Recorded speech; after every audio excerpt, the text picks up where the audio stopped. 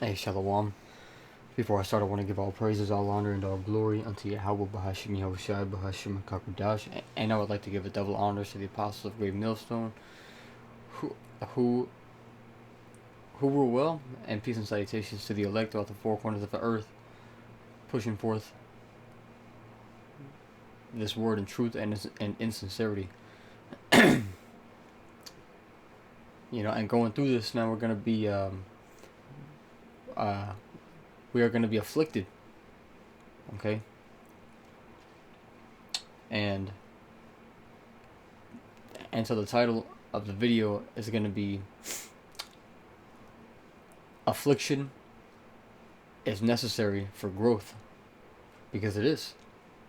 In any sort of thing that takes some work to achieve, hey man, you're gonna be afflicted. Alright, just like how these boxers or pro sports players, hey, they afflicted themselves by going to the gym, putting themselves through uncomfortable trials. All right, and so that's the same thing with us. All right, we have to not eat certain foods. Okay, we have to be careful of what we say. Um, so that the ministry isn't blamed. All right, man, we can't pipe a woman on a certain day, or on the Sabbath day. All right. Uh, we have to keep a day of atonement. Do our best to keep the Sabbath. Hey. So ultimately, because on those days, man, is when our flesh, truly gets hyped up and tries to do things that we're not supposed to do. All right. And so I got Psalms 119 and verse 71. It says, "It is good for me that I have been afflicted, that I might learn thy statutes." So I'm going to get that word for afflicted. And it says, to be occupied, to be busied with. To afflict, oppress, humble. Be afflicted, be bowed down. To be put down, become low. To be depressed, be downcast. Hey, bro. And in this thing, we are going to be depressed, man. Alright, because when you understand certain things that you see every day, and whether it's people giving you shit because you're trying to live according to this word, hey, it's like that one says, man. What's it say? It says, with much wisdom comes nothing. With much wisdom comes much grief. Ecclesiastes 1:18, and it says, "For in much wisdom is much grief." If you get that word for grief, it means deep sorrow. See, especially that caused by someone's death. All right, so it's a deep sorrow, man. It says trouble or annoyance. All right, and some words that are similar to grief are pain, anguish, sadness, distress, heartbreak. All right, despair, uh, lamentation. All right. It says, "For in much wisdom is much grief, and he that increaseth knowledge increaseth sorrow." See, because the more you know, man, the more you see is wrong, man. And when you see something be consistently done wrong, or wickedly, it starts to be an annoyance, man. All right. And that shit builds up sometimes. And hey, bro, shit, bro. There's times when twin brothers, come to tears in this thing, man. because you deal with a lot of bullshit, man. But it's all going to be to be worth it in the end, because as it says, it is good for me that I have been afflicted, that I might learn thy statutes. Look, see. So through all the afflictions, man, we as the scripture says, man, we increase knowledge and increase in wisdom. So that word for statute is ordinance, limit, something prescribed or do, prescribed task, all right, a prescribed portion, all right. It says civil enactments prescribed by Yahweh. Look, see. So so we learn the ways of Yahweh Shem Shai, and then it goes on to say the law of thy mouth is better unto me than thousands of gold and silver. Look, see, man, the law of thy mouth, because this law can save your life, man. By keeping these laws, man, it can save your life and make your life a lot easier. And overall, man, you profit in almost every single way by keeping these laws, man. It's crazy how people be like,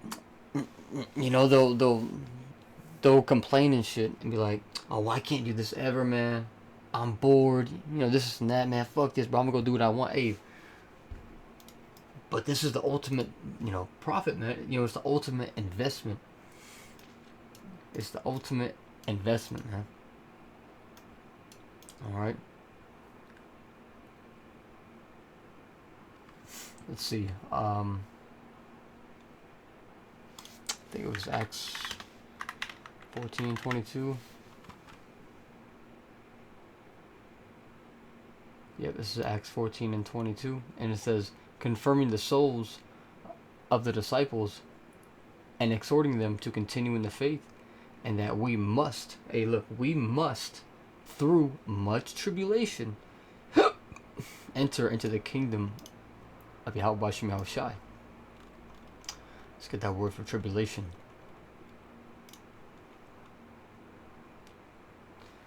Hey, because Yahweh Shai, man, he went through persecution and affliction, and so if he went through it,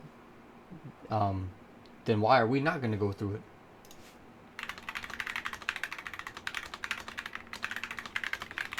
The scriptures also say, damn.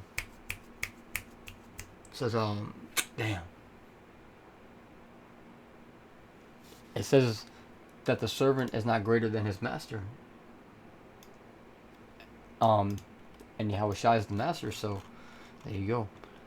This is John chapter 15 and verse 18, and and these are the words of Yahweh Shai, because they are in red. It says, if the world hate you, ye know that it hated me before it hated you. If ye were of the world would love his own. But because ye are not of the world, but I have chosen you out of the world, therefore the world hateth you. Oh, and it actually goes on to say what I quoted. And it says, verse 20, remember the word that I said unto you, the servant is not greater than his Lord. If they have persecuted me, they will also persecute you. If they have kept my saying, they will keep yours also.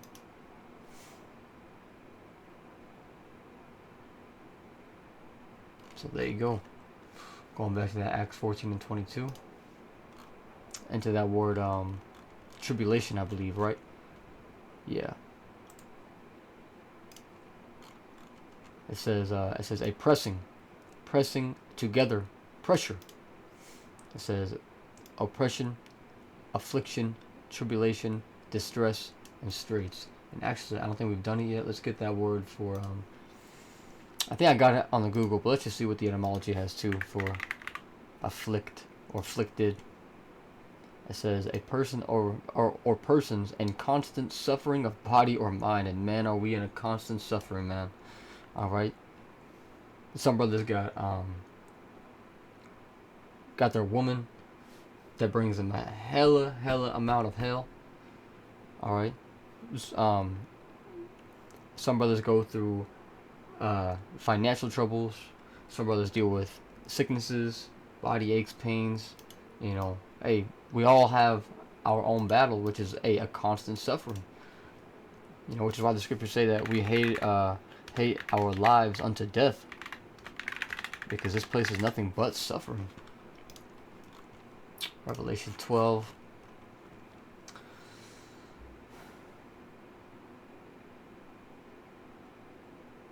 I'll get to the point. Verse 11. It says, and they overcame him by the blood of the Lamb, and by the word of their testimony, and they loved not their lives unto death.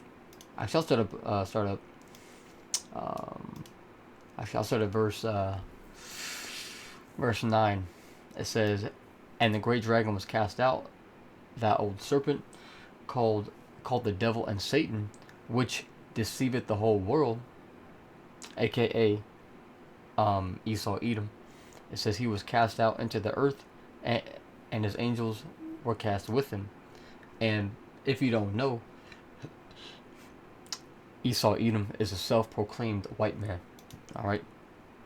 And so it goes on to say, and I heard a loud voice saying in heaven, now is come salvation and strength and the kingdom of our power and the power of his Hamashiach, for the accuser of our brethren is cast down, which accused them before our power day and night.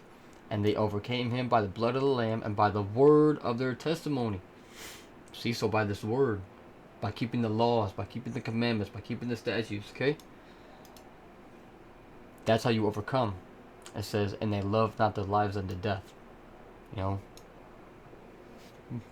Because when you understand, man, that we are ultimately in this situation because of our own mistakes in history, and you realize that, hey, man, it's supposed to be us in power, but instead, man, we gotta go work with people that are proud as hell, arrogant pieces of shits. Gotta be under them and take their shit talk when truly, man, the earth was made for us, for our sakes. And you can read that in 2nd Ezra, the 6th chapter, and you can start at like the 50th verse and read it to the end. Alright? But yeah, bro, this affliction, man, it'll cause you to grow. And it is necessary for growth. Because if you don't step out of your comfort zone and you stay comfortable, basically you are idle. So you're not improving. And trust me, bro, we need improvement. We need improvement, man. Okay, we can all do better, man, but we do our best, and so that's just what we got to do until Yahushua returns. So with that, I'm gonna say shalom.